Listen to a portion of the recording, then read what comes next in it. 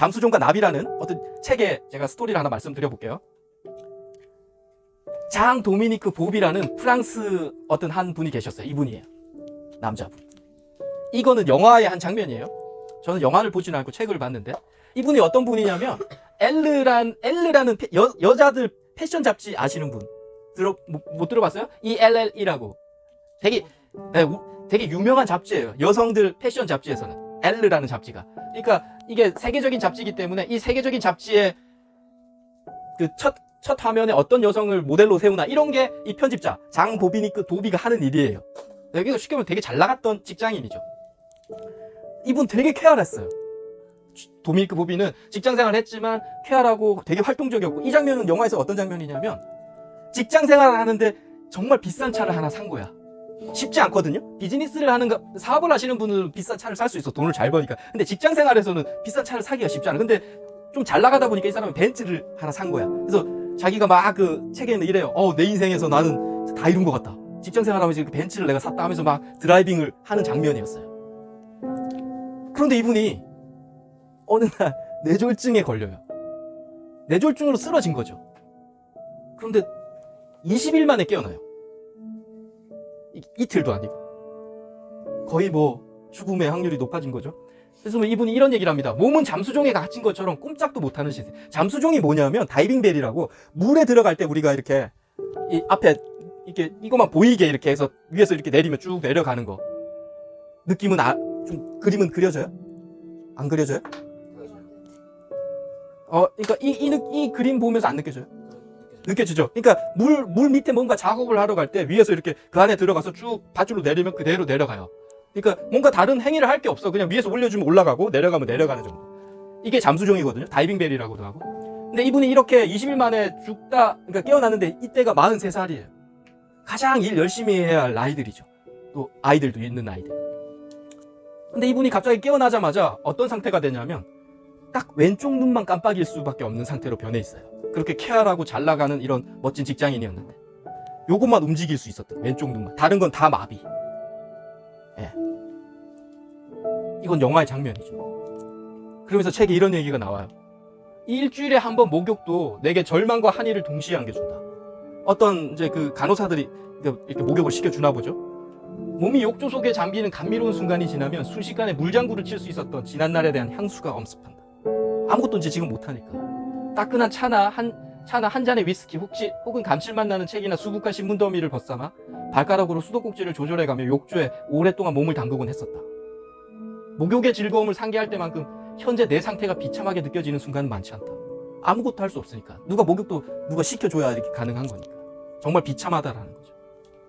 그리고 이 보비의 10살, 8살 자녀들이 있었는데 이런 얘기 나죠. 10살, 8살 테오필, 셀레스트가 눈앞에서 사랑스럽게 제잘 그리고 노는데 안아보지도 못하는 삶이라는 거예요. 이렇게 누워만 있고 이렇게 있으니까 왼쪽 눈만 깜빡일 수밖에 없으니까. 정말 엄청난 시련이 닥쳐온 거죠. 그리고 또 이런 장면도 나와요. 현재 지금으로서 끊임없이 입속에 과다하게 고이다 못해 이렇게 입 밖으로 흘러내리는 침만 좀 정상적으로 삼켰으면 좋겠다라는 이야기를 해요. 그러면 난 되게 기분 좋을 것 같다라고. 그러니까 할 수 있는 게 눈밖에 없으니까 침이 이렇게 질질 흘러내리는 거예요. 그 병원에 누워 있는데. 불과 20일 전에는 최고로 잘 나갔던 벤츠를 몰던 어떤 직장 그 LG 편집장께서.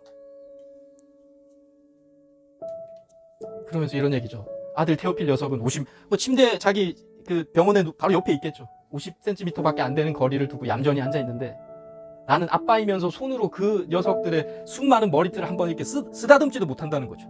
그래서 뭐 아무것도 움직일 수 없으니까. 이런 기분을 무엇라고 표현해야 할까 하면서 극악무도한, 불공평한, 더러운, 끔찍한, 순간적으로 나는 그만 감정을 제어하지 못한다. 눈물이 펑펑 쏟아져 내리고 목에서는 그르렁거리면서 경련이 터져나와 테오필을 놀라게 한다. 걱정 마, 이 녀석아, 너를 사랑한다. 이분의 책에 나와 있는 내용이에요. 그러니까 아무것도 못하고 너무 귀여운데 안아주지도 못하고 머리도 한번 쓰다듬지 못하는 이 자신에 대한 비참함. 침만 질질질질 흘러내리는. 당연히 죽고 싶겠죠. 이 순간에 죽고 싶지 않은 감정은 이상한 거죠. 그죠? 죽고 싶다는 감정이 가장 자연스럽게 드는 감정일 거예요. 당연히 뭐 죽고 싶겠죠. 그런데 희망을 봅니다. 눈을 깜빡이는 것만으로도 책을 쓸 수 있다는 사실을 발견해요. 이 장 도미니크 보비가. 프랑스에는 이렇게 많이 사용되는 차트에 이런 표가 있어요. ESAR. E가 가장 프랑스에서 많이 사용되는 빈도예요. 그 다음 S고, 그 다음 A고, R이고 이런 표가 있더라고요. 프랑스어 자체는. 그래서 이분이 어떻게 하냐면 이 표를 보고 자신이 원하는 단어가 있으면 왼쪽 눈으로 한 번 깜빡이고 원하지 않는 단어면 또 넘어가고 2번 계속 이 작업을 언어치료사한테 계속 전달해서 글을 씁니다. 왼쪽 눈으로만 깜빡여서. 정말 엄청나게 지루하고 고통스러운 작업이겠죠. 글로 우리 지금 다들 몸 성한데도 한 줄 쓰는 것도 되게 버거워하는데 누워서 이 한쪽 눈, 두 눈도 아닌 이걸로 깜빡으로 한자를 쓰고 또 한자를 쓰고 있는 거예요. 이게 뭐 누워서 깜빡이고 옆에서 받아 적는 그 모습이에요. 장 도미니크 보비하고 언어치료사가 옆에 붙어서 1년 3개월 동안 이 작업을 합니다. 한 20만 번 이상의 눈을 깜빡였대요. 그리고 이 130쪽에 달하는 책을 출간해요. 잠수종과 나비라고. 이게 우리나라에도 지금 나와 있는 책이죠. 그래서 제가 이 책 보고 지금 여러분들께 강의하고 있죠. 하루 종일 이분이 계속 누워있으니까 깨어나서 6시간 정도를 아무리 깜빡여도 3-4줄밖에 못 쓰는 거예요. 왼쪽 눈으로 깜빡깜빡 하는 과정에서 계속 써야 되니까. 하루에 3-4줄. 네. 그런데 이거를 1년 3개월 동안 써서 130쪽에 아까 이런 글들을 쓴 거죠. 아까 봤던 것처럼. 이런 글들을. 이분이 직접 썼던 글들이에요.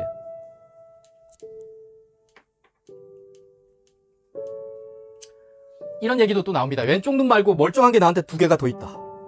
그게 뭐냐면 상상력과 내 기억력들이다. 몸은 완전히 녹초가 되어 있고 아무것도 움직일 수 없지만 이 뇌는 아직 멀쩡하니까 상상도 할 수 있고 내 이전에 기억했었던 것도 이렇게 끄집어낼 수도 있는 거죠.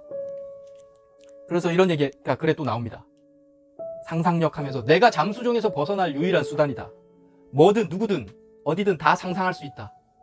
해변에서 바닷바람에 나를 맡기고 사랑하는 사람을 마음껏 안을 수도 있다. 상상해서 가능한 거죠. 상상 속에선 안 되는 게 없지. 어릴 적 꿈대로 살아도 보고 어른이 되어서는 야망도 이룰 수 있지만 지금 원하는 건 오직 본래의 나를 기억하는 거. 이렇게 비참하게 된 이 삶에서는 지금은 나는 본래 나를 이 기억도 희미해지고 있는 거. 이분이 지금 죽어가고 있으니까. 이런 글에 또 나옵니다. 나는 점점 멀어진다. 아주 천천히 그러나 확실히 멀어지고 있다. 나는 죽어가고 있다라는 얘기를 하는 거죠. 근데 죽어가고 있다 이런 단어 안 쓰죠. 항해 중인 선원이 자신이 방금 떠나온 해안선이 시야에서 사라져가는 광경을 바라보듯이 나는 나의 과거가 점점 희미해져감을 느낀다. 예전의 삶은 아직도 나의 내부에서 불타오르고 있지만 예전 기억은 불타오르고 있지만 점차 추억의 재가 된다. 잠수종이 한결 갑갑하게 느껴지기 시작하면 한결 덜 갑갑하게 느껴지기 시작하면 나의 정신은 비로소 나비가 되어 나들이 길에 나선다. 그러니까 좀 정신이 계속 누워있는 일이니까 혼미해지고 상상을 하다 보면 그때만이 좀 자유가 된다는 거예요. 상상력으로 막 발휘가 되면서 삶이 점점 옅어지고 있다는 거, 죽어가고 있다는 표현이죠. 책을 보면 서문에 이분이 이런 얘기를 써놔요. 난 진짜 이제 아이들이 보내왔던 사진 이런 거 가만 한쪽 눈으로 보는 게 다니까 다른 건 할 게 없으니까. 네, 소라게처럼 이 어떤 개들이 이렇게 바위에 붙어 있는 것처럼 그냥 침대에 붙어 있는 느낌이라는 거. 자기가 어디 누워 있는 느낌도 아니고. 네, 마지막 문장입니다. 이 책에 클로드가 아까 언어치료사예요.